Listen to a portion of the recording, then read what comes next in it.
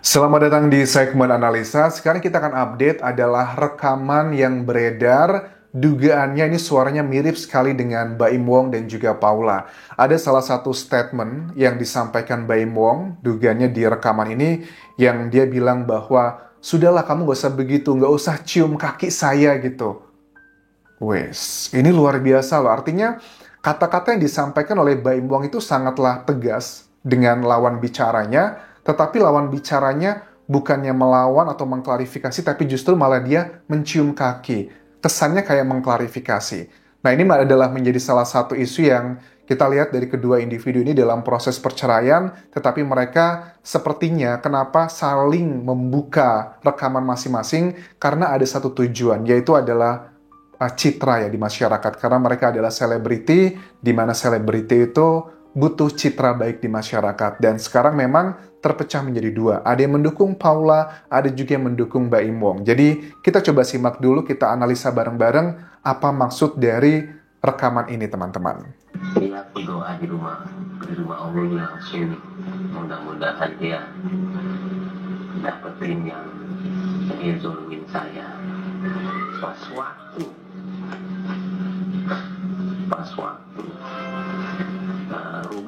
rubuh kantor yang itu tuh gimana di BSD. Ya Allah, jawab doa gue. Oke, konteksnya adalah kalau aku tangkap di sini, salah satu kejadian di usahanya Baim Wong kan sempat ada rubuh ya, rukonya atau rumahnya. Terus aku tangkap di sini bahwa Paula pada saat mendengar berita itu, justru malah Paula senang gitu loh. Akhirnya terjawab doa gue. Aku tangkapnya adalah seperti itu. Dan Baim justru malah kecewa dan tahu dia diem aja. Justru istrinya yang harusnya malah mensupport dia, justru malah dalam tanda kutip adalah mensyukurin atas musibah tersebut. Mungkin aku nggak tahu. Paula tahu. Aku nggak bahas tuh. Bahas berantem. Aku anggap itu angin. Tapi itu sakit banget aku sebagai suami. Aku sakit banget. Dia doain supaya itu terjadi. Aku sakit banget, dia doain agar ini terjadi. Musibah ini gitu loh. Istri macam apa? Itu hubungan kita nggak bisa kau bilang. Oke, berarti kalau bagian yang pertama ini kan ya, kan Abaim tadi ngomongnya dia. Berarti dia ngomongnya ini bukan dengan Paula menurut aku. Dia ngomong dengan orang lain sepertinya gitu ya. Mungkin keluarganya Paula atau keluarganya Baim. Nah, di bagian kedua ini yang langsung dugaannya antara Baim dan Paula berkonfrontasi secara langsung. Yang ada kata-kata, jangan cium kaki saya gitu. Makanya gue nggak izin kalau ke umroh. Hah? Nggak izin apa? Ada, udah semuanya ada. Kan aku izin. Udah tahu, udah diam. Udah Paula, kamu mau sepintar apa berdalih sekarang? Udah kebaca semuanya di chat. Itu kamu yang nulis. Kan maksud aku adalah aku itu sebenarnya istilahnya ngobrol ke situ tuh supaya apa yang ada di isi hati aku aja, maksudnya aku istilahnya Apa sih ngomong apa? Ini ngomong yang mana? Oke, jadi kayaknya Baim ini dari sini ya, dia sudah membaca sebuah chat, berarti dibocorin sama orang atau dia mencari tahu sendiri, kemudian dia mengklarifikasi ke Paula, dan Paula maksudnya nggak seperti itu katanya. bukan, maksud aku adalah Kamu yang bilang waktu itu kan bilang di chat aja bilang, makanya aku nggak mau izin kalau misalnya nggak usah izin ke umroh. Pantesan gue dadakan banget ya dengar dia mau umroh. iya bukan. Iya, aku salah. Itu adalah pengakuan dari Paula di sini. Apa kau perasaan aku? Mau nggak bilang nggak sayang sama kamu? Udah. Mau bilang aku nggak cinta sama kamu? Mau bilang udah nggak usah. Udah aku nggak perlu yang kayak gini. Ya aku bilang nggak perlu kayak gini. Nggak usah cium kaki, nggak mau. Suara isakan tangis Paula kedengeran, terus juga Baim bilang, udah aku nggak mau yang begini-begini, nggak usah cium kaki aku nggak mau katanya. Aku mau kamu sadar aja. Mau sama aku mau enggak, kamu punya sifat jelek banget. Mau kamu sama aku atau enggak, kamu punya sifat yang jelek banget. Oke. Nah, dari rekaman ini yang konfrontasi di bagian kedua antara kedua individu ini, indikasinya adalah bahwa Paula mengakui ada kesalahannya, makanya dia mencium kaki. Karena logikanya gini, kalau memang Paula nggak ngerasa salah, dan yang dituduhkan itu adalah semuanya salah, harusnya dia konfrontasi, kamu nih apa sih, aku nggak A, B, C, dan D. Tapi kan dia justru malah, ya aku salah, bahkan mencium kaki. Ini ngomong di depannya Mbak Imong ya, dugaannya suaranya mirip sama mereka. Tapi pada saat Paula di media massa atau sosial media, dia memposting mengatakan tidak benar semua tuduhan tersebut adalah fitnah. Dan Mbak Im pun juga kembali menegaskan, ya sudah kalau memang pengen tahu semuanya, saya mau, kayaknya dia mau ya kalau persidangan perceraiannya itu disiarkan secara langsung di TV atau terbuka begitu. Jadi Mbak Im bilang, biar tahu siapa yang salah, siapa yang benar. Karena kan Mbak Im karirnya juga sekarang sedang di ujung tanduk loh. Dia lagi buat film, katanya mau diboykot karena dinilai adalah sebagai sosok suami dan bapak yang tidak baik untuk Paula. Bahkan beberapa komentar yang aku baca di video-video kemarin pada saat aku bahas ini, banyak netizen yang bilang gini, kalaupun betul Paula itu memiliki pria idaman lain, itu yang salah juga Baim katanya. Habis dia nggak bisa menjaga istrinya. Nah, untuk bagian ini aku nggak setuju teman-teman, karena ya Paula kan orang dewasa gitu loh. Tidak bisa semua itu mentang-mentang suami bertanggung jawab lantas bisa mengontrol apa yang harus dilakukan. Menurut aku itu adalah bagian yang tidak bisa dikontrol oleh orang lain.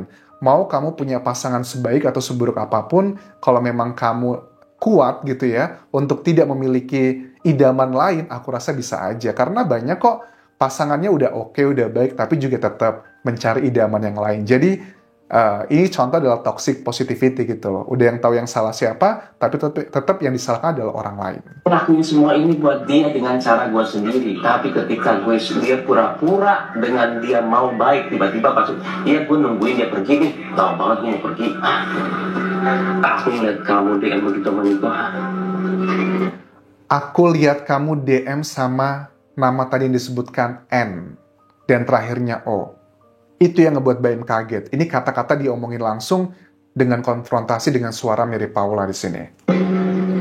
Iya nih, gue lagi sama keluarga, sama temen-temen gue, lu udah lagi ini, lu apain gue mohon banget gue lagi banget, gue ganti pasangan aja.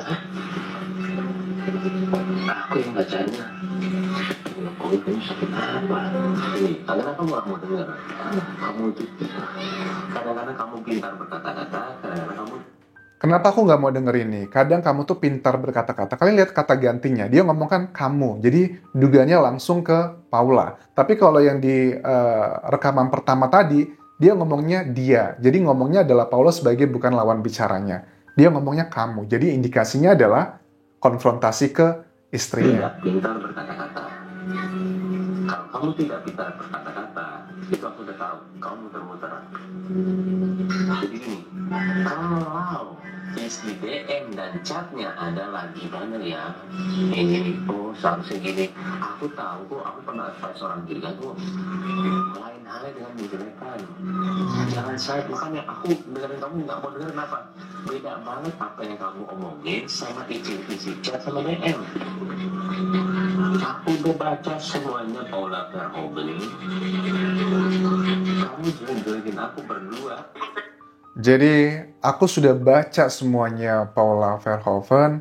Kamu itu bukan curhat, tapi jelek-jelekin aku dengan dugaannya pria yang menjadi idaman lain tersebut. Dia ngebacanya dari dua sumber ya, dari DM, di Instagram, dan juga dari WhatsApp sepertinya. Bagaimana kok Mbak Imo bisa dapat itu semua? Apakah dia punya tim cyber gitu buat ngecek gitu? Mungkin aja disadap dan sebagainya gitu. Namanya juga suami istri kan tinggal bareng, mengetahui banyak hal. Oke, di bagian yang terakhir coba kita dengarkan ini. Kamu aku minta bicara, nggak apa-apa. Persepsi kamu. Aku sama Allah, aku tahu apa yang aku lakukan sama anak aku. Untuk kamu, udah itu aja, kamu mau panjang. Nah sekarang, udahlah. Sekarang kamu dipilih untuk kedua anak. Jangan begitu lagi. Kita tadi kesini gue baru tahu. Mereka lagi apa sih? Sekarang motivasi ini berarti mau ngapain? Mau punya buat anak atau apa?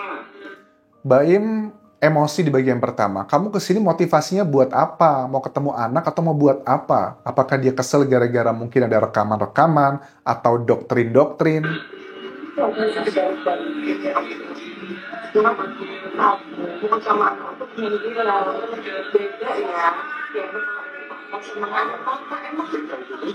Aku sama Keanu cuma bilang, beda ya kalau ada papa atau mama begitu. Kata-kata dari Paula yang terdengar samar-samar.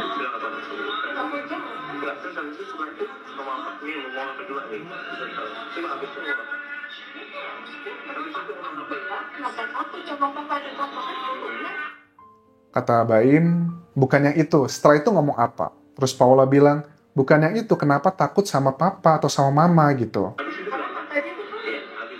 Habis itu bilang apa?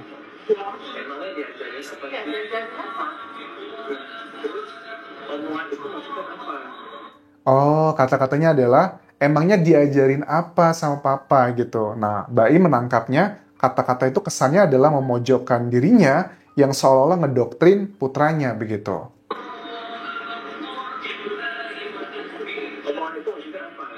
Oh, Nggak boleh. Anak nggak ngerti.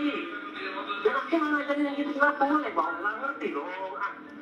Nggak boleh kayak begitu. Masa kamu bilang begitu depan anak? Aku yang malah ngajarin gitu. Dan kamu maunya aku gimana? oh, ini adalah bagian yang subjektif ya. Waktu statementnya Paula, papa ngajarin kamu apa? Mungkin bagi orang menilainya biasa aja kok, Baimnya sensitif banget. Atau Baim mungkin karena sudah sakit hati kali ya dengan isu yang idaman lain tersebut. Jadi apapun yang dilakukan Paula itu kayaknya ngebuat dia sensitif banget gitu. Jujur untuk bagian ini, aku juga heran kenapa Baim bisa sebegitu marahnya. Adakah konteks yang lain begitu? Aku bisa marah loh tadi juga loh. Kamu kan nungguin aku marah mulu. Aku udah tahu. Kamu kan nungguin aku marah mulu, aku udah tahu begitu. Jadi waktu dibilang aku bisa marah loh, kata Paulanya nggak apa-apa. Ya itu, emang kamu cuma nungguin aku marah kan katanya. Cuma dia di video, habis dia dibukti lagi, video bukti lagi. Oh. Nggak boleh. Kamu kesini beneran dong. Marah, divideoin, biar jadi bukti lagi. Kamu kesini tuh bonding, bukan buat video seharusnya. Sama anak. Bukan kayak begitu caranya. Nggak boleh, Paul. Kamu puasa lagi ah. Nggak boleh loh. Tadi aja puasa kamu ngomong begini. Tadi orang ini puasa loh. Aku Kamu? ngomongin fakta, bodo amat aku ngomong begini. Buat kebaikan dia kok. Puasa loh ini, Paul. Masa kamu kan sama kayak aku gimana sih? Nggak boleh. Kamu puasa, tapi kamu fitnah aku. Nggak boleh. Berarti apakah ini di bulan puasa ini? Atau mungkin Paula puasa Senin Kamis, kita juga nggak tahu nih kapan rekamannya ini.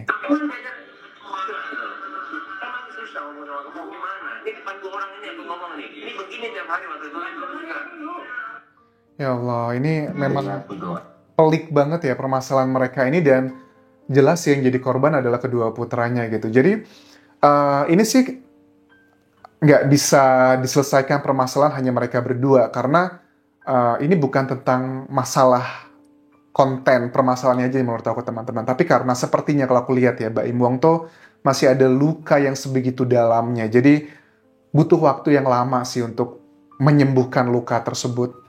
Jadi ya mau Paula sekooperatif apapun atau sebaik apapun, aku rasa belum saat yang tepat untuk ngomong langsung. Harus ada pihak ketiga sih di antara mereka yang benar-benar bisa mendamaikan demi kedua putranya. Cuman kalau mereka berdua kayaknya sulit banget. Karena kan kejadian seperti ini banyak di Indonesia begitu loh. Yang salah satunya ngerasa dikhianati gitu kan ya. Saya ngelihat mukanya aja males banget gitu loh. Ngelihat mukanya dia nggak ngapa-ngapain aja, rasanya saya pengen terkam gitu. Jadi ya ada dua opini yang berada di masyarakat. Ada yang percaya dengan Paula, ada yang percaya juga dengan Baim Wong. Tapi terlepas kepercayaan tersebut, aku harap sih ya kasihan dengan kedua putranya ya. Dengan rekaman yang sekarang beredar kemana-mana, kayaknya ini sengaja sih disebarkan gitu. Karena ya mereka sedang berjuang untuk memenangkan hati netizen mungkin. Karena berhubungan juga dengan karir mereka. You know, di Indonesia begitu. Kalau seseorang dibenci gitu, nanti endorsement-nya nggak ada, tidak ada produk yang kerjasama dan sebagainya. Itu menurut aku yang bakal menjadi faktor utama dari mereka. Cuman untuk masalah sakit hati ya, itu adalah haknya Baim Wong ya. Ngerasa sakit hati seperti apa, karena dia yang merasakan. Terima kasih sudah menonton. Sampai ketemu lagi di video berikutnya. Tinggalkan like dan juga komen, subscribe channel YouTube ini, follow Instagram, Facebook pageku, dan juga akun TikTok Dian Jasa Semara. Sampai jumpa.